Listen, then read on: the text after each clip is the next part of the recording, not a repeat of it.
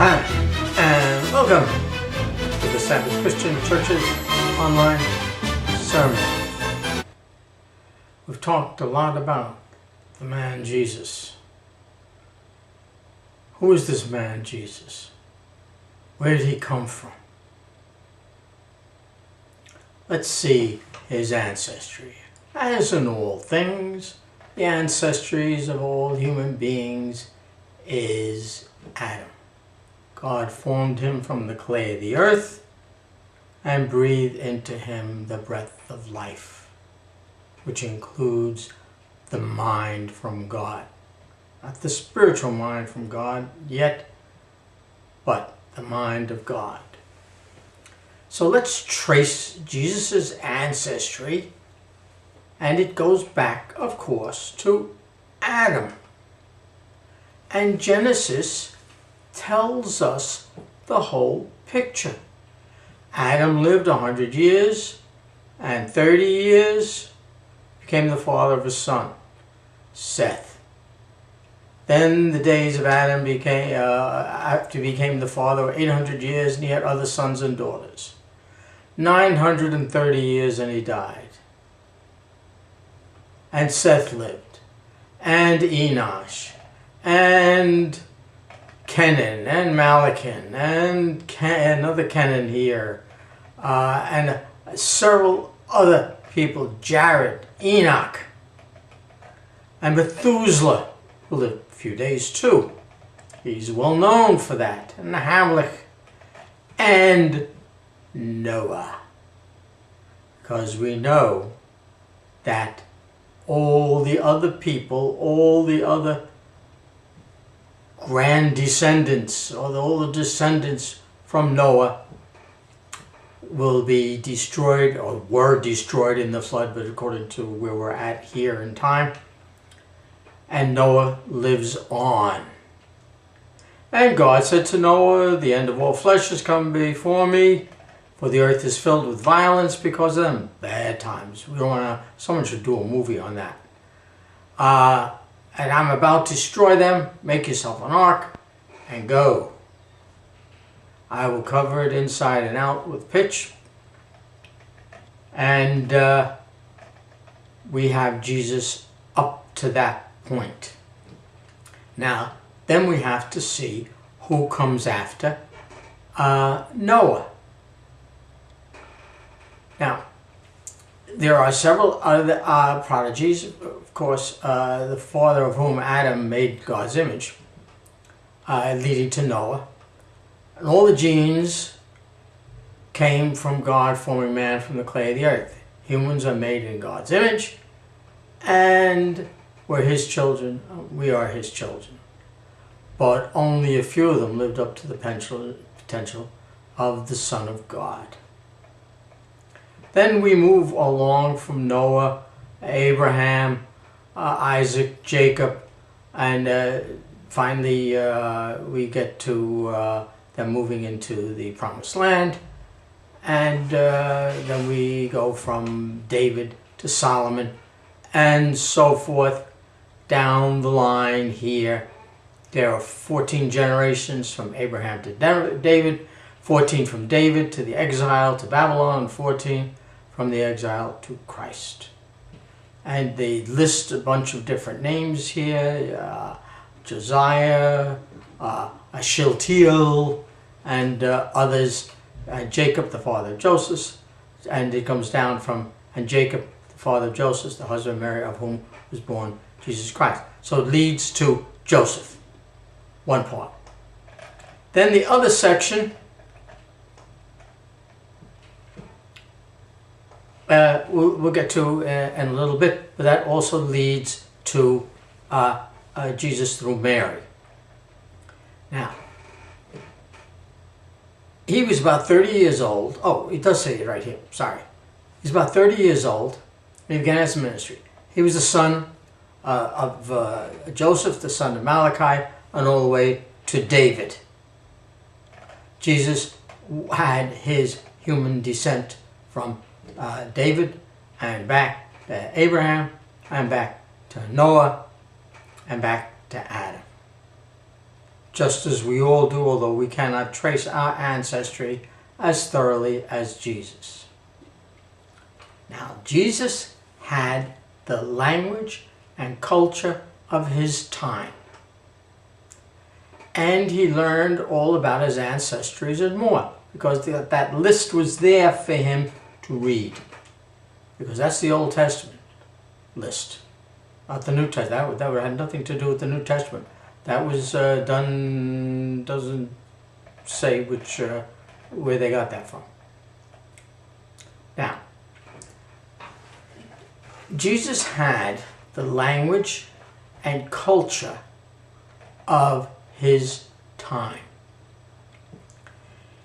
Just as we have the language and culture of our time. We're born. Linguistics goes into this in a great deal, a great amount of time. The different steps in language, the internal language, which is called the idiolect, and that's where the Spirit of God resides. And those people who are believers and receive the Spirit, that's the idiolect.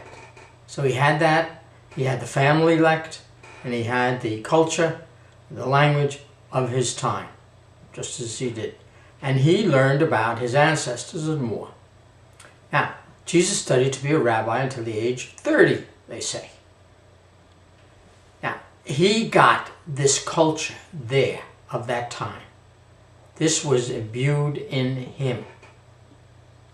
And this was a part of, the 30 years of studying the Bible, the Old Testament.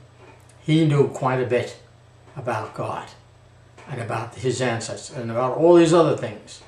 So he had that he got for himself. There's also something else in a human being by just other than just what he receives from his culture and language. We are born with certain capabilities. This is interesting. This is very interesting.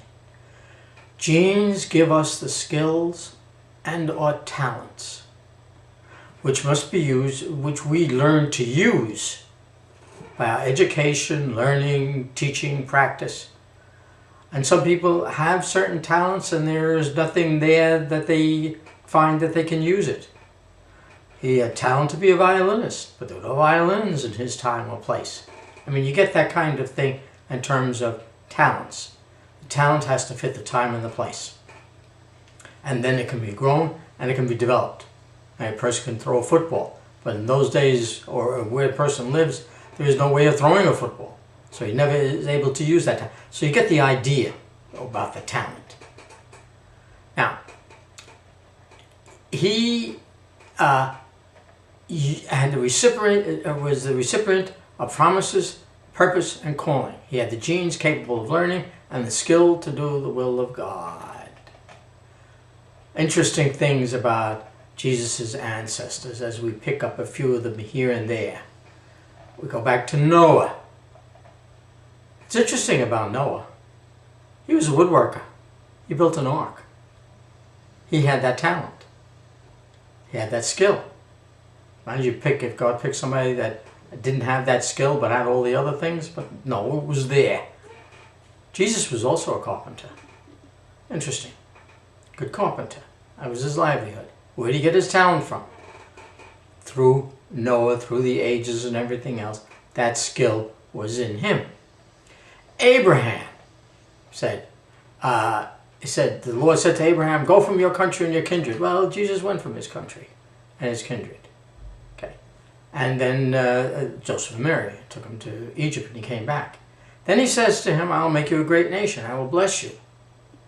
And be a blessing, and God will make you a king of the kingdom. Jesus had that ability, and to be a leader, to be a king of a country, is not something that happens because a person is without that kind of skill. That's a genetic thing, and he made a great covenant with him because of the genes in Abraham. Isaac was a prophet. Jesus was a prophet, and they continued the covenant. Jesus was into the covenant. Jacob also in the covenant. Joseph had prophecies and dreams. Jesus was a prophet.